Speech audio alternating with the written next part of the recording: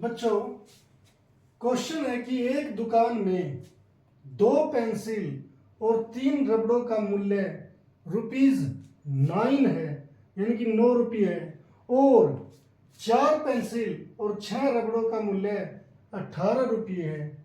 प्रत्येक पेंसिल और प्रत्येक रबड़ का मूल्य ज्ञात कीजिए।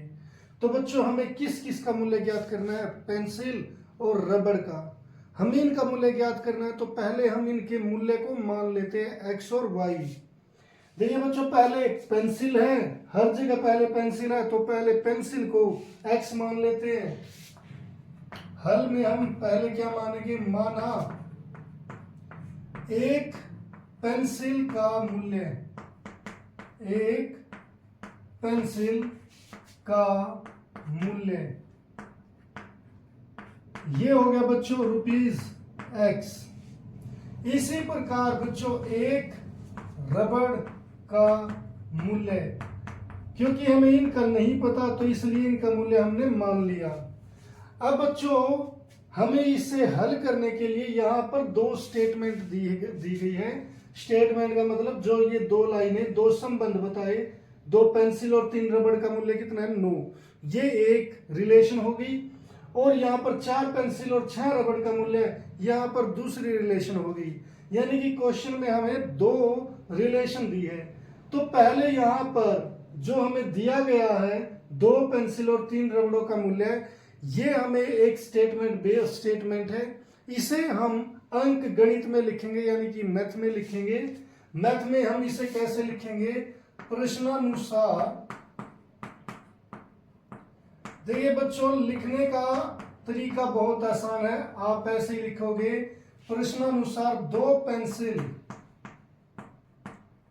और 3 रबड़ और 3 रबड़, इनका रबड़ों का मूल्य कितना है बच्चों? ₹9। अब यहां पर ये देखिए बच्चों, ये है 2 पेंसिल, यानी कि 2 पेंसिल का मूल्य प्लस 3 रबड़ों का मूल्य। यहां पर पेंसिल का मूल्य कितना है? x। तो बच्चों ये 2 है, 2 पेंसिल, यहां पर केवल पेंसिल लिखी है, इसका मतलब है पेंसिलों का मूल्य। तो एक पेंसिल का मूल्य कितना बच्चों? यहां पर है x, और का मतलब होता है प्लस, ये फिर आ गया 3 रबड़ों का मूल्य, यानी कि एक रबड़ का मूल्य कितना है? y। तो ये हो गया y।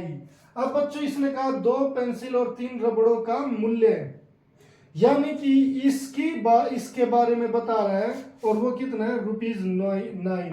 तो हम यहां पर इक्वल लगा देंगे, ये हो जाएगा 9, और ये हो गया समीकरण 1। इस तरीके से हमने एक स्टेटमेंट को अलजेब्रिकली लिख दिया। अब बच्चों यहां पर प्रश्नानुसार 2 जो दूसरी रिलेशन दी है, प्रश्नानुसार 2, यहां पर उसने कहा 4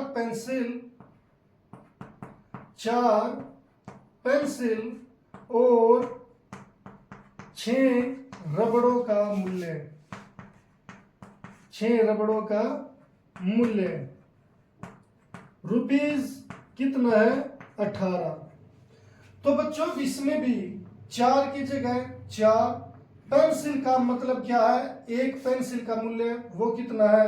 x, और का मतलब क्या होता है? प्लस, 6 की जगह 6, रबड़ों का एक, यानी कि रबड़ों का मतलब है एक रबड़ का मूल्य वो है y, और इस पूरे के बारे में बता रहा है, तो इसलिए इसके बाद इक्वल, और ये क्या आ गया? 18।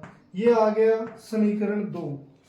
अब बच्चों, जब हमारे पास 2 चर हो और 2 ही समीकरण हो, तो हम उन्हें प्रतिस्थापन विधि या विलोपन विधि के द्वारा सोल्व करते हैं।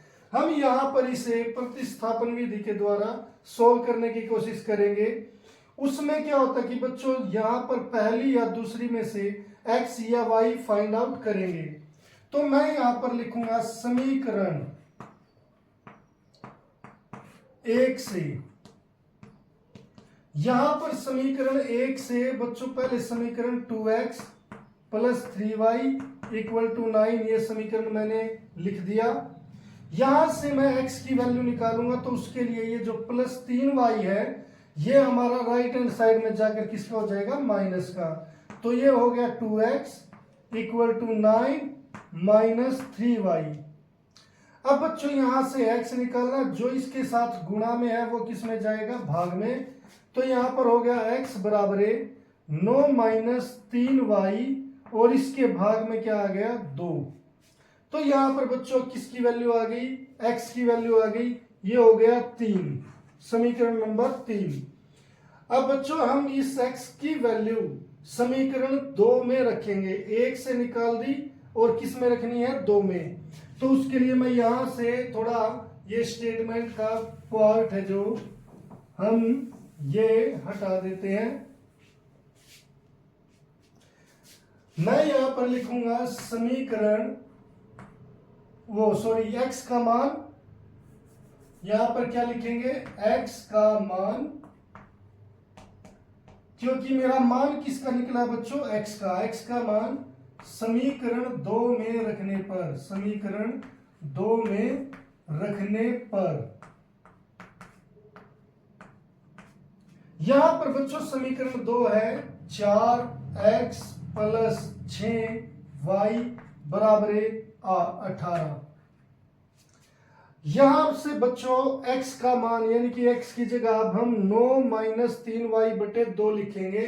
तो ये हो जाएगा 4, ये हो जाएगा 9 माइनस 3y बाय 2 और प्लस 6y इक्वल टू 18। मैंने बस इस x की जगह ये वैल्यू रख दी बच्चों। अब यहां से हम देख सकते हैं 2 एकम 2, 2 दूनी 4, यहां से ये कैंसिल हो गया। अब बच्चों 2 की गुणा पहले 9 से और फिर 2 की गुणा 3y से, तो ये हो जाएगा 2 9 18 माइनस 2 दिया 6y प्लस 6y बराबर 18। अब बच्चों यहां पर ये 6y और ये भी 6y है, ये माइनस का ये प्लस का, जब अपोजिट साइन होते हैं बच्चों तो आपस में घट जाती है। 6 में से 6y गए, कितने रह जाएंगे, 0।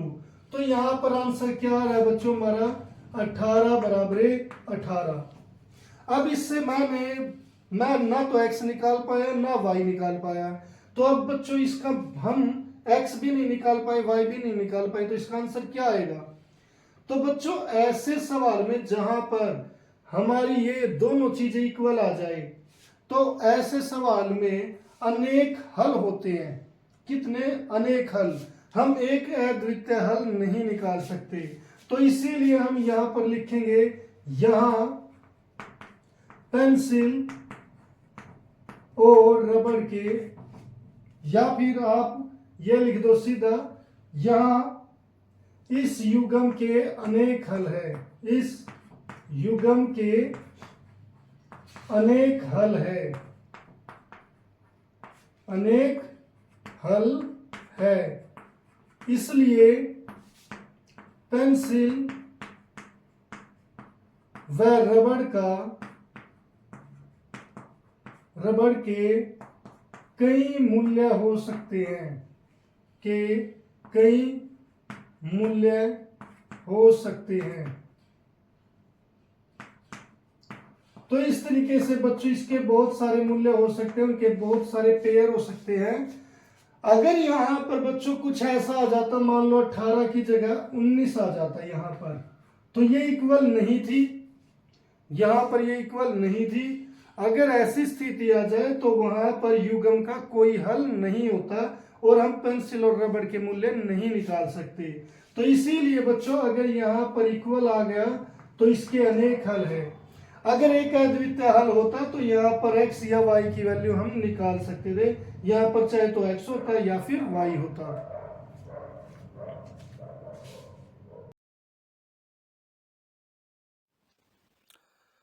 उम्मीद है बच्चों ये लेक्चर आपको पसंद आया होगा, और अगर आपको ये लेक्चर पसंद आया है तो इसे लाइक और शेयर जरूर करें और चैनल को सब्सक्राइब करना ना भूलें। तो मिलते हैं फिर नेक्स्ट लेक्चर में, तब तक के लिए bye, have a nice day.